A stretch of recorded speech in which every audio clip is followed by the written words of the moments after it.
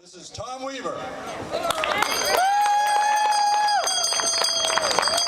Thank you.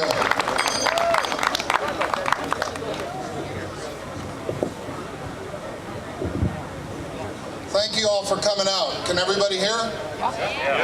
Okay, this is a little different. Usually I do things completely spontaneous, as you can tell. So, we're going to do this one pretty much spontaneous as well. What is the Tea Party movement?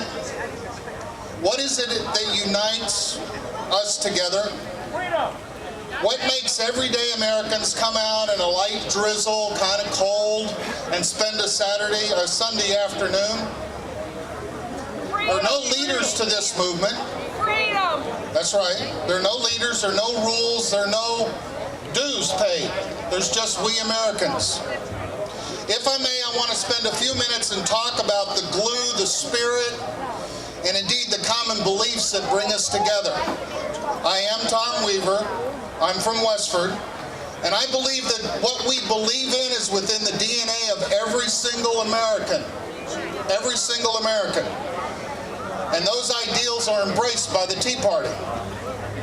Years ago, families and adventurers, individuals, idealists, they fled the old world. And they were searching for something new. They were searching for religious freedom. They were searching for opportunity that wasn't taxed by the nobles. They were searching for self-fulfillment versus being told what to do by the ruling class. They indeed were searching for freedom.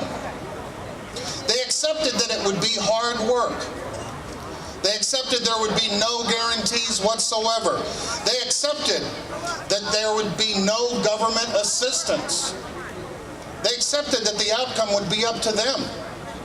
And they accepted that they needed to rely solely upon themselves, their God, their family, and their friends.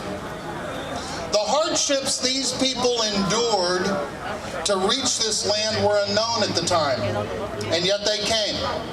The uncertainty of the voyage was huge, and yet they longed for freedom. This is something these people had never experienced, and yet they came. And when they got here, they set up small government, local government. They met at a meeting house, a tavern. They got together and discussed things. If they needed common defense, they organized a militia. If they needed general welfare, they built the bridge. But if somebody was sick, somebody hit rough times, it wasn't the local government that went and assisted them. It was the people themselves, and they did it with charity. And then the crown. That remote, faraway British government needed money, and they needed to refill their coffers. They had tried to conquer the world, and they didn't. So they looked at the land with the most wealth. And the land with the most wealth was the colonies. And let me tell you, that one simple act, the redistribution of wealth from the colonies to the motherland, to bail out bad decisions, corruption, and poor policies ignited the Tea Party movement, of which we are all proud descendants.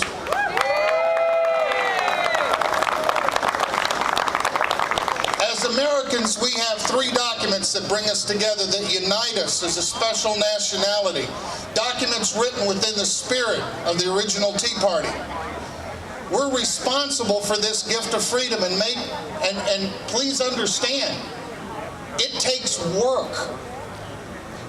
The principles and truths expressed in our founding documents are indeed in the DNA of all Americans when you think about it. Americans yearning for a better life, striving for freedom and desiring fulfillment. There are 5 truths to the Declaration of Independence. We hold these truths to be self-evident, that all men are created equal, and that they are endowed by their Creator with certain unalienable rights, and that among these are life, liberty, and the pursuit of happiness. That to secure these rights, governments are instituted among men, deriving their just powers from the consent of the governed. And if I can paraphrase, when our government becomes overly intrusive, we have the right to replace them.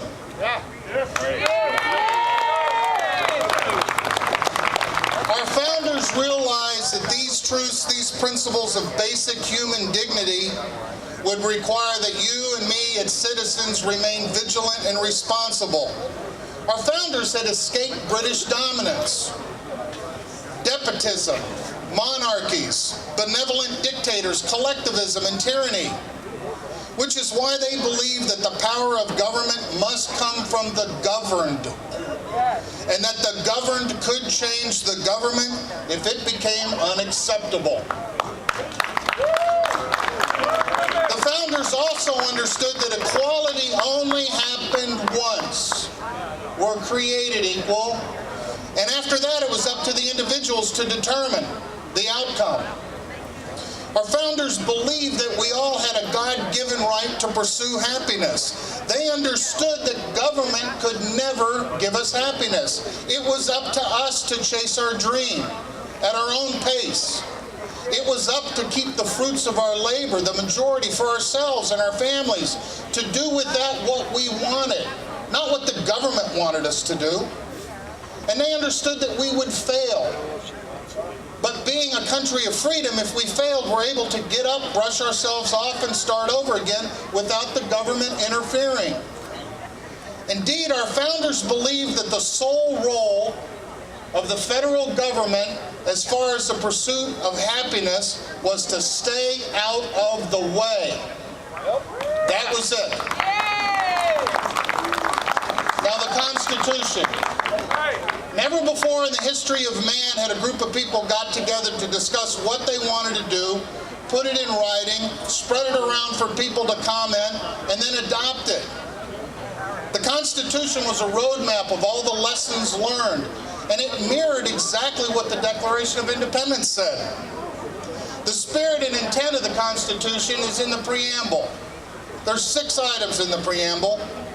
We the people, in order to form a more perfect union, establish justice, ensure domestic tranquility, provide for the common defense, and provide for and promote general welfare, and secure the blessings of liberty for ourselves and our posterity, do ordain and establish this Constitution of the United States of America. Securing liberty is the #1 function of the Constitution. You see, the Constitution gives us a platform to create just laws, because liberty without just laws is meaningless. We'd have nothing. Our framers understood life and equality under the law when they talked about justice, and they talked about ensuring domestic tranquility. You see, they believed that we had the opportunity to be guided under a Republican form of government. That's limited power, checks and balances, equal but separate branches, and it's also a civic responsibility. Our framers decided there would be no nobility, and contrary to what we might think today, our framers also said there would be absolutely no class warfare. And they also believed that the power to govern came from us, the governed, not from the government. Keep that in mind. Our framers also understood that governments like to expand, kind of like I like to talk, okay? And they put a phrase in the Constitution called promote the general welfare. That phrase limited the power of the government, because every law, every act that the government did was applied to our nation as a whole, not to an individual, not to Congress only, and not to a special interest, but every law was to apply to all of us on the whole. They also knew that without limiting the power and reach of the government, there would be no pursuit of happiness, because the government, not the governed, would be calling all the shots. During the midst of a great civil war, a war which washed the sins of slavery from our shores because so many men and women bled on both sides, A great leader challenged his everyday friends and compatriots and future generations with words contained in an address at a makeshift cemetery at Gettysburg, Pennsylvania. That from these honored dead we take increased devotion to that cause for which they gave their last full measure of devotion. That we here highly resolve that these dead shall not have died in vain, and that this nation under God shall have a new birth of freedom. What was that cause that these men gave their last full measure of devotion? It was life, liberty, and the pursuit of happiness. And our new birth of freedom comes from us, you and I, realizing that we ourselves are responsible for life, liberty, and the pursuit of happiness. And when we come to that realization, let it be known that none of our beloved heroes will have ever died in vain. And that government of the people, by the people, and for the people shall not perish from the earth. Indeed, it is a government of we the people. So in closing, what is the Tea Party movement? It's a renewal. It's a renewal of discovering what the greatness of the United States of America, which differentiates us from all the nations of the world. It is recognizing American exceptionalism. Not be embarrassed about it or apologize for it. Yeah. It is realizing. It is realizing that rights of life, liberty, and the pursuit of happiness are worth securing once again. It is awakening to the fact that our God-given rights have been slowly eroding through Republican and Democrat administrations, through Republican and Democrat-controlled Congresses. And as our rights erode, we are looking more and more like other countries in the world, and that is wrong. We gotta change it. It is a recalibration of what really matters to ourselves and our posterity, and what really matters is freedom. Individual, responsible freedom is what matters, not government assistance.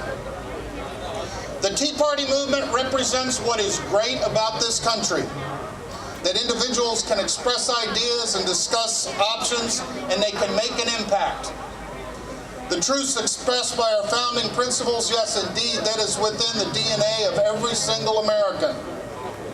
And we know the strengths of principles, words like liberty, in God we trust, e pluribus unum. The Tea Party movement has recognized the simple fact that Americans like you and I, we must be involved. We must take it to the next level. And we must be responsible for the future of this country. It's not the politicians in Washington's job. It is ours. It is the Tea Party movement as the original. We have to know that we must secure our rights of life, liberty, and the pursuit of happiness. It's up to us. It's up to we, the people. God bless America. God bless all of you, and thank you.